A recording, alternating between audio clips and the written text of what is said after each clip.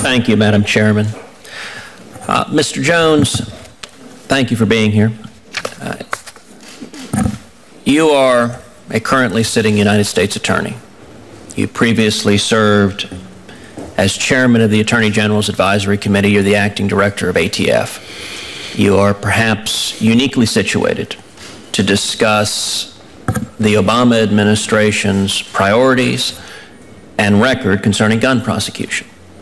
So I'd like to ask you a question. Is it a priority for the Obama Justice Department to prosecute felons and fugitives who attempt to illegally purchase firearms? Senator, thank you for that question. And one of the priorities of the Department of Justice has always been, during my second tenure as U.S. Attorney, protecting the American public from violent crime, including violent firearms crimes. Is that a yes? That's a yes. Would you describe it as a high priority?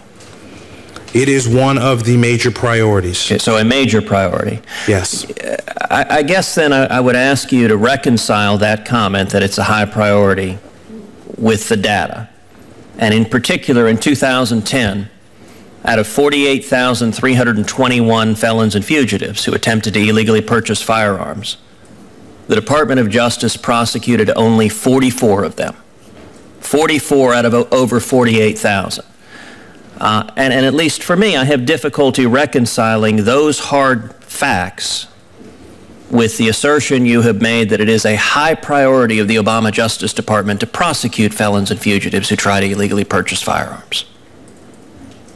During fiscal year 2012, Senator, the Department of Justice did approximately 85,000 federal criminal cases involving defendants, and 1 out of 7 involved firearms offenses. The NICS check does generate hits of people who are potentially prohibited, and you are correct in that the number of folks who are prosecuted federally for what has been coined lying and trying is a small number, but the number does not tell the story about what the department has done with armed career criminals. With respect, sir, my question wasn't about armed career criminals. My question was whether it was a priority to prosecute felons and fugitives who try to illegally buy firearms. Now, this data focuses exactly on that. That's why I wanted, you could have said, no, it's not a priority, and I would suggest the data demonstrate it is not a priority of the Obama Justice Department to prosecute felons and fugitives.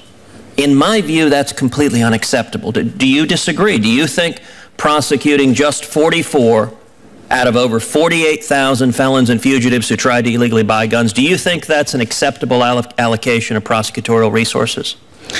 Prosecutorial resources are thin, and there are a number of issues that U.S. attorneys across the country deal with, ranging from national security, financial frauds, and we have tough decisions to make. The reality is, as a first-line prosecutor and someone who exercises their discretion on a regular basis, if given the choice between doing a lying and trying case, which we have not done in Minnesota, and doing an... So your office has done zero? We have not done a lying and trying case. Your office has prosecuted 0 felons and fugitives who tried to illegally purchase firearms? We have not tried we have not prosecuted a lying and trying case. We have done over 150 felon in possession, armed career criminal cases. We have done straw purchaser cases. On the spectrum of prosecutions that U.S. attorneys can do, lying and trying cases, both because of the dedication of resources and the potential deterrent impact and the sentence that's going to be involved, are not commonly done, which is underlying that 44 figure that you cited earlier, Senator. Mr. Jones, I have to admit I find it remarkable that you testified to this committee that it is a, quote, major priority of the Department of Justice to prosecute felons and fugitives who attempt to illegally purchase firearms, and that then you respond to this committee that it is an acceptable allocation of prosecutorial resources to prosecute just 44 out of over 48,000. And even more astonishingly, you inform this committee that you have prosecuted 0. My question to you is, are there other things you would describe as major priorities of the Department of Justice that at the same time you have chosen to prosecute 0 cases enforcing those so-called major priorities? With all due respect, Senator, just so the record is clear, a major priority of this Department of Justice is protecting the American public from violent crime, including violent gun crime.